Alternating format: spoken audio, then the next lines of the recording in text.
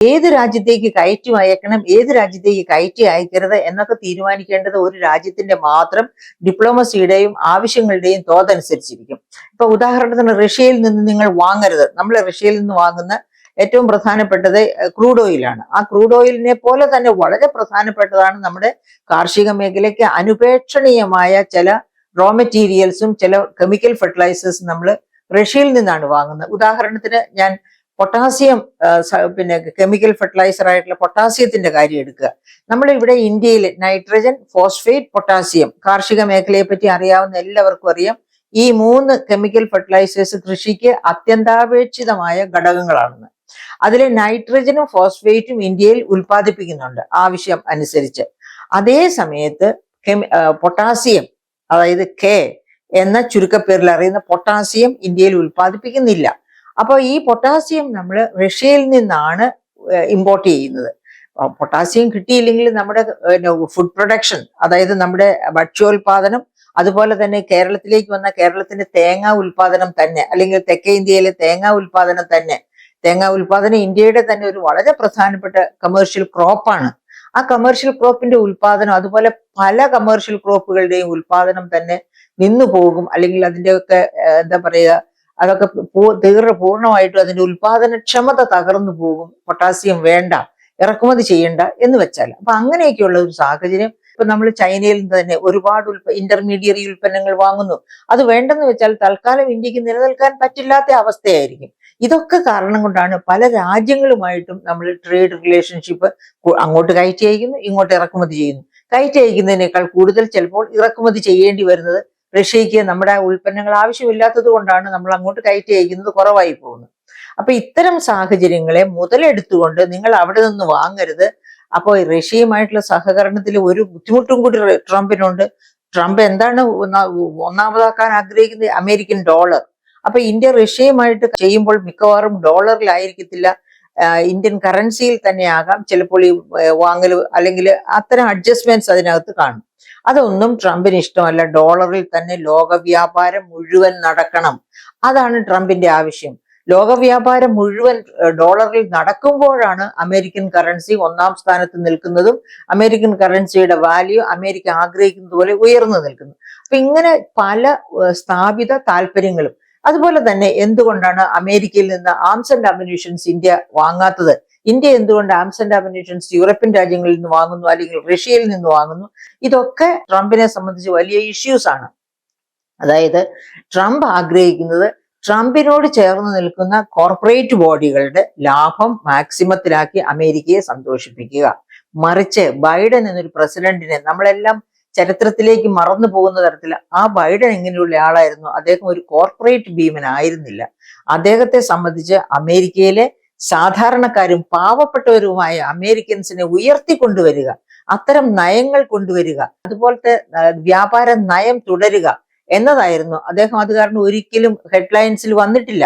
ലോകത്തെ ശ്രദ്ധ ആകർഷിക്കത്തക്ക രീതിയിൽ ഉള്ള പ്രസ്താവനകൾ നടത്തുകയോ അങ്ങനെ വരികയോ ചെയ്തിട്ടില്ലാത്തത് കൊണ്ടാണ് എല്ലാവരും അദ്ദേഹം പക്ഷേ അദ്ദേഹമായിരുന്നു ജനങ്ങളുടെ കൂടെ നിന്ന പ്രസിഡന്റ്. ട്രംപ് അങ്ങനെയല്ല. ട്രംപ് കോർപ്പറേറ്റ് ബോഡികളുടെയും പിന്നെ അവിടുത്തെ വലിയ ബിസിനസ്സുകാരുടെയും കൂടെയാണ് നിൽക്കുന്നത്. അപ്പൊ ആ ബിസിനസ്സുകാർക്ക് എങ്ങനെ അവരുടെ ലാഭം വർദ്ധിപ്പിച്ചു കൊടുക്കാം, ആ കോർപ്പറേറ്റുകളെ എങ്ങനെ സഹായിക്കാം, ഇതൊക്കെയാണ് ട്രംപിന്റെ മനസ്സിലുള്ള ഏറ്റവും വലിയ പ്രധാനപ്പെട്ട ആഗ്രഹം. അപ്പൊ അങ്ങനെ ഇരിക്കെയാണ് ട്രംപ് ഈ വ്യാപാര യുദ്ധം വർദ്ധിപ്പിച്ചത്. വ്യാപാര യുദ്ധവുമായി മുന്നോട്ട് പോയത്. ഇന്ത്യയിൽ നിന്നുള്ള ഉൽപ്പന്നങ്ങൾ വാങ്ങാതെ പകരം മെക്സിക്കോ പോലെ, അല്ലെങ്കിൽ ബംഗ്ലാദേശ് പോലെ, അല്ലെങ്കിൽ ശ്രീലങ്ക പോലെയുള്ള രാജ്യങ്ങളിൽ നിന്ന് ഉൽപ്പാദിപ്പിച്ച് ചെല്ലുന്ന ഉൽപ്പന്നങ്ങളിലേക്ക് മാറും. അങ്ങനെ മാറുമ്പോൾ എന്താ സംഭവിക്കുക? അങ്ങനെ മാറുമ്പോൾ ഇന്ത്യയിൽ നിന്നുള്ള കയറ്റുമതി പോകും. ഇന്ത്യയിൽ നിന്ന് അമേരിക്കയാണ് ഏറ്റവും വലിയ ബയർ എന്ന് ഞാൻ നേരത്തെ പറഞ്ഞല്ലോ. ഇന്ത്യയിൽ നിന്നുള്ള 1ാമത്തെ ബയർ അമേരിക്കയാണ്. അമേരിക്കയുമായി ഇന്ത്യക്ക് ട്രേഡ് സർപ്ലസ് ഉണ്ട്, 44.4 ബില്യൺ ഡോളറിന്റെ എന്നൊക്കെ നമ്മൾ നേരത്തെ പറഞ്ഞു കഴിഞ്ഞു. അങ്ങനെയുള്ള അവിടെയാണ് വലിയ ഇടിവ് സംഭവിക്കുക. അങ്ങനെ ഇടിവ് സംഭവിക്കുമ്പോൾ അതിന്റെ പ്രത്യാഘാതം ഇന്ത്യയിലേക്ക് വരുമ്പോൾ എന്തായിരിക്കും അതിന്റെ പ്രത്യാഘാതം?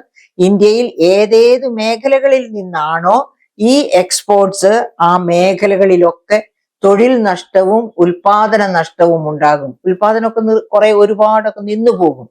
Textiles, leather works, electronics goods, engineering goods, അതുപോലെ നമ്മുടെ സമുദ്രോൽപ്പന്നം, പിന്നെയും ഉണ്ട് ഗോൾഡ് ആൻഡ് ജ്വല്ലറി. രത്ന വജ്ര ആഭരണ ജ്വല്ലറി, അങ്ങനെ ഒരുപാട് പ്രധാനപ്പെട്ട നമ്മുടെ എക്സ്പോർട്സ് ആണ് അമേരിക്ക ഒരു റിച്ച് കൺട്രി ആയതുകൊണ്ട് തന്നെ അങ്ങോട്ട് നടന്നുകൊണ്ടിരിക്കുന്നത്. അപ്പൊ ഈ മേഖലകളിലൊക്കെ ഇതൊക്കെ തൊഴിലധിഷ്ഠിത മേഖലകളാണ്. ലക്ഷക്കണക്കിന് ആൾക്കാരാണ് ഈ സ്വർണ്ണ വജ്ര ആഭരണ മേഖലയിൽ തന്നെ പ്രവർത്തിക്കുന്നത്. അത് മാത്രവുമല്ല, ഈ സ്വർണ്ണ വജ്ര കയറ്റുമതി മേഖലയുടെ പ്രത്യേകതയും കൂടി നമ്മൾ മനസ്സിലാക്കണം. ഇന്ത്യക്ക് കിട്ടുന്ന ഫോറിൻ എക്സ്ചേഞ്ചിന്റെ, അതായത് നമ്മൾ എക്സ്പോർട്ട് വഴി കിട്ടുന്ന ആ ഫോറിൻ എക്സ്ചേഞ്ചിന്റെ 20% സ്വർണ്ണ വജ്ര ആഭരണ കയറ്റുമതിയിൽ നിന്നാണ് കിട്ടുന്നത്. അതിലെ ഒരു നല്ല ഭാഗവും കയറ്റുമതി ചെയ്യപ്പെടുന്നു അമേരിക്കയിലേക്കാണെന്ന് ഓർക്കണം. അപ്പൊ അതിനൊക്കെ തിരിച്ചടി വരുമ്പോൾ എന്താ സംഭവിക്കുക? നാച്ചുറലി നമ്മുടെ ഈ മേഖലകളിലൊക്കെ തൊഴിൽ ഒരുപാട് നഷ്ടപ്പെടും. അങ്ങനെ തൊഴിൽ നഷ്ടപ്പെടാതെ ഇരിക്കണമെങ്കിൽ നമ്മൾ എന്ത് ചെയ്യണം? അത് മാത്രവുമല്ല, നമ്മുടെ കേരളത്തെ സംബന്ധിച്ച് കേരളത്തിൽ നിന്ന് ഒരുപാട് ഉൽപ്പന്നങ്ങൾ അങ്ങോട്ട് കയറ്റുമതി ചെയ്തു പോകുന്നുണ്ട്. അതിൽ ഏറ്റവും പ്രധാനപ്പെട്ട ഒരു ഉൽപ്പന്നമായിട്ട് നമ്മൾ കാണുന്നതാണ് ചെമ്മീൻ. അപ്പൊ ഈ ചെമ്മീനിന്റെ കാര്യം തന്നെ നമുക്കൊന്ന് എടുക്കാം. കേരളത്തിൽ നിന്ന് ഉള്ള ചെമ്മീൻ ഒരുപാട് ആയിരക്കണക്കിന് ഫിഷർ ഫോക്ക് വർക്ക് ചെയ്യുന്ന ഒരു മേഖലയാണ്, ബിസിനസ്സുകാരും വർക്ക് ചെയ്യുന്ന ഒരു മേഖലയാണ്, ഒരു പ്രധാനപ്പെട്ട എക്സ്പോർട്ട് മേഖലയുമാണ് കേരളത്തിൽ നിന്ന് ഈ ചെമ്മീൻ കയറ്റുമതി എന്ന് പറയുന്നത്.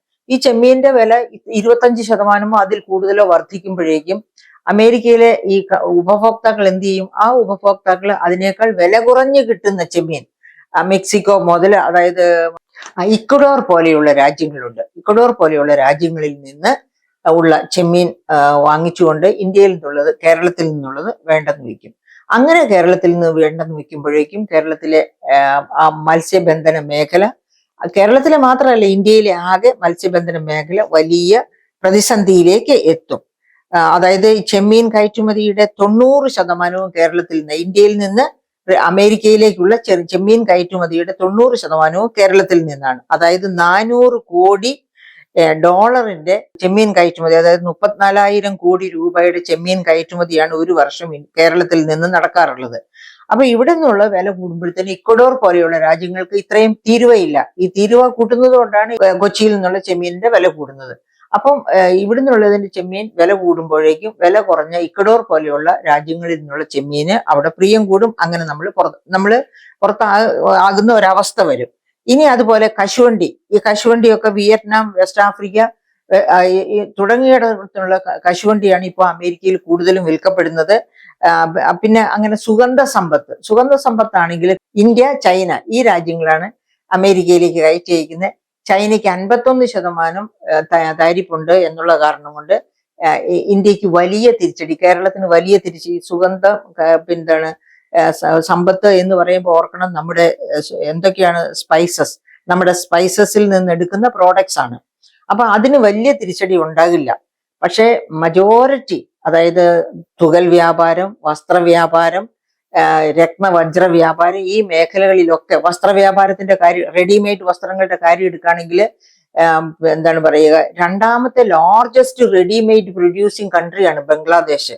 അപ്പൊ ഇന്ത്യയിൽ നിന്നുള്ള റെഡിമെയ്ഡ് വസ്ത്രങ്ങൾ ഈ താരിഫിനെ തട്ടി താഴോട്ട് പോവുകയാണെങ്കിൽ ഏറ്റവും വലിയ സന്തോഷം ഉണ്ടാകുന്നത്, അല്ലെങ്കിൽ വ്യവസായ വളർച്ച ഉണ്ടാകുന്നത്, എക്സ്പോർട്ട് വളർച്ച ഉണ്ടാകുന്നത് ബംഗ്ലാദേശിനായിരിക്കും. അപ്പൊ അങ്ങനെ ഒരവസ്ഥയിലേക്ക് ഇന്ത്യയെ തള്ളിയിടുക. അപ്പൊ എന്താണ് ഒരു മാർഗം? ആ മാർഗമാണ്, നമുക്ക് ഉപയോഗിക്കാവുന്ന ഒരു മാർഗമാണ് ഡംപിങ്. അപ്പൊ എന്താണ് ഈ ഡംപിങ് എന്ന് പറഞ്ഞാല്, അതായത് കോസ്റ്റ് ഓഫ് പ്രൊഡക്ഷൻ, സാമ്പത്തിക ശാസ്ത്രത്തിലെ ഉൽപാദന ചെലവിനേക്കാൾ എപ്പോഴും കൂട്ടിയാണ് വില നിശ്ചയിക്കുന്നത്. അതായത് ഉൽപാദന ചെലവ് എന്ന് പറഞ്ഞാൽ ഒരു ബ്രേക്ക് ഈവൻ പോയിന്റ്, ആ ബ്രേക്ക് ഈവൻ പോയിന്റിന്റെ രീതിയിൽ വില നിശ്ചയിച്ച് ഉൽപാദന ചെലവിന്റെ ഈക്വൽ ആയിട്ട് വില നിശ്ചയിച്ചാല് ആ ഉൽപാദകന് അതിൽ നിൽക്കാനാവില്ല. അപ്പൊ ആ ഉൽപാദകൻ അതിൽ നിൽക്കണമെന്നുണ്ടെങ്കിൽ ഉൽപാദന ചെലവിനേക്കാൾ ഉയർന്നു വേണം വില നിശ്ചയിക്കാൻ. അങ്ങനെയാണ് സാധാരണ വില നിശ്ചയിക്കുക. അങ്ങനെ നിശ്ചയിക്കുന്ന വിലയിലാണ് സാധാരണ നമ്മൾ ഏത് ഉൽപ്പന്നവും എക്സ്പോർട്ട് ചെയ്യുകയോ അല്ലെങ്കിൽ ഇന്ത്യൻ വിപണിയിൽ വിൽക്കുകയോ ഒക്കെ ചെയ്യുന്നത്. അപ്പൊ ഈ ട്രംപിന്റെ ഈ ടാരിഫ് പോലെയുള്ള നയം വന്നു കഴിഞ്ഞാൽ എന്താണ് നമുക്കുള്ള ഒരു ഓപ്ഷൻ? നമുക്ക് ആ ടാരിഫ് മുഴുവനും ഉൽപാദകൻ വലിച്ചെടുക്കുക, ഉൽപാദകന്റെ തലയിലേക്ക്, ഉൽപാദകന്റെ ചെലവിന്റെ കൂട്ടത്തിലേക്ക് വഹിച്ചുകൊണ്ട് ആ പണ്ട് വിറ്റിരുന്ന അതേ വിലയ്ക്ക് തന്നെ, നേരിയ വ്യത്യാസങ്ങളൊക്കെ ആകാം, വിലയ്ക്ക് തന്നെ ഈ ഉൽപ്പന്നങ്ങൾ എക്സ്പോർട്ട് ചെയ്യേണ്ടി വരും. എന്ന് വച്ചാൽ കോസ്റ്റ് ഓഫ് പ്രൊഡക്ഷനേക്കാളും താണ വിലയ്ക്ക്. ഇപ്പൊ കോസ്റ്റ് ഓഫ് പ്രൊഡക്ഷൻ എന്ന് പറഞ്ഞാൽ എന്താണ്?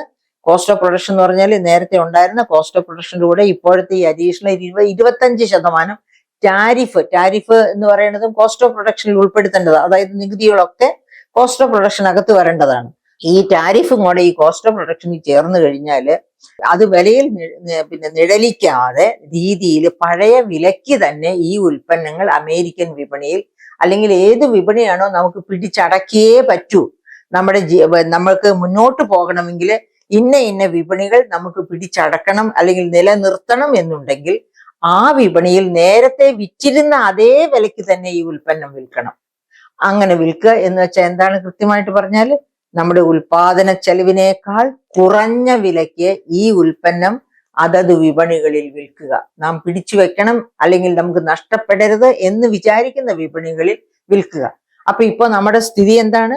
ടാരിഫ് 25% വർദ്ധിക്കുമ്പോഴേക്കും നമുക്ക് ട്രേഡ് സർപ്ലസ് 44 ബില്യൺ ഡോളറിന്റെ 44.4 ബില്യൺ ഡോളറിന്റെ ട്രേഡ് സർപ്ലസ് ഉള്ള ലാർജസ്റ്റ് ട്രേഡ് സർപ്ലസ് ഉള്ള ഏക രാഷ്ട്രമാണ് അമേരിക്ക. ആ അമേരിക്കയിൽ ആ വിപണി നമുക്ക് നഷ്ടപ്പെടരുത്. അതുവഴി നമുക്ക് ഇന്ത്യയിൽ തൊഴിലുകൾ നഷ്ടപ്പെടരുത്, ഇന്ത്യയിലെ ജീവനോപാധികൾ നഷ്ടപ്പെടരുത് എന്നൊക്കെ നമുക്ക് ആഗ്രഹമുണ്ടെങ്കിൽ ഈ വന്ന ടാരിഫ് മുഴുവൻ ഇന്ത്യ ഗവൺമെന്റ് ഇന്ത്യയിലെ ഉൽപാദകരും സ്വയം ഏറ്റെടുക്കുക, സ്വയം വിഴുങ്ങുക. എങ്ങനെയാണ് അത് സ്വയം? എന്നിട്ട് ആ ഉൽപ്പന്നങ്ങളെയൊക്കെ അതേ വിലയ്ക്ക് അമേരിക്കൻ വിപണിയിൽ വിൽക്കുക.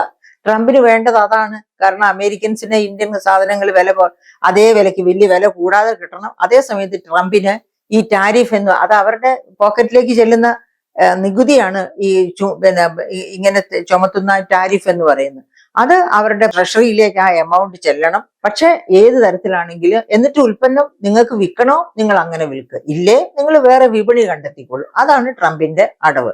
അപ്പൊ നമുക്ക് വേറെ വിപണി കണ്ടെത്താൻ, ഇത്ര വലിയ ഒരു വിപണി വേറെ എവിടെയും കണ്ടെത്താൻ നമുക്ക് അത്ര എളുപ്പമല്ല. കാരണം ഈ ചൈന കഴിഞ്ഞാൽ ഏറ്റവും വലിയ ചുങ്കം അനുഭവിക്കുന്ന ഒരു രാജ്യമായിട്ട് ഇന്ത്യ മാറുന്നു. അങ്ങനെ മാറുന്ന സമയത്ത് നമുക്ക് വേറെ വിപണികൾ കണ്ടെത്താൻ ബുദ്ധിമുട്ടാണ് ഇന്ത്യയെ സംബന്ധിച്ച്. ആ സാഹചര്യത്തിൽ നമ്മളെ ഒരു പ്രതിസന്ധിയിലാക്കിക്കൊണ്ട് ഈ ഡംപിങ് നടത്തണം എന്നുള്ളതാണ് ട്രംപിന്റെ ആവശ്യം. അതായത് ഇതിനിടയ്ക്ക് നമ്മൾ ഓർക്കേണ്ട ഒരു കാര്യമുണ്ട്.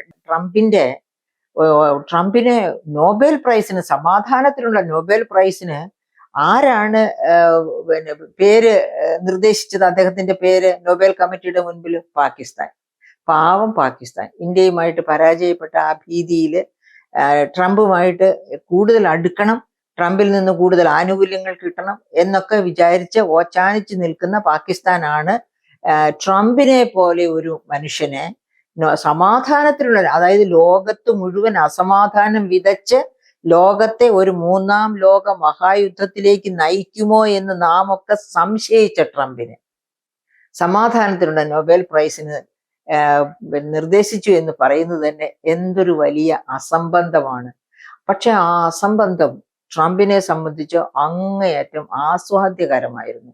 അദ്ദേഹം അത് വളരെ ഡിലിഷ്യസ് ആയിട്ടുള്ള ഒരു ഭക്ഷണം കഴിക്കുന്ന രീതിയിൽ ആസ്വദിച്ച് എടുക്കുകയും അതിനനുസരിച്ച് പാകിസ്ഥാന്റെ മുൻപിൽ അതായത് ഹൃദയം തുറന്ന് കാണിക്കുകയും ചെയ്തു.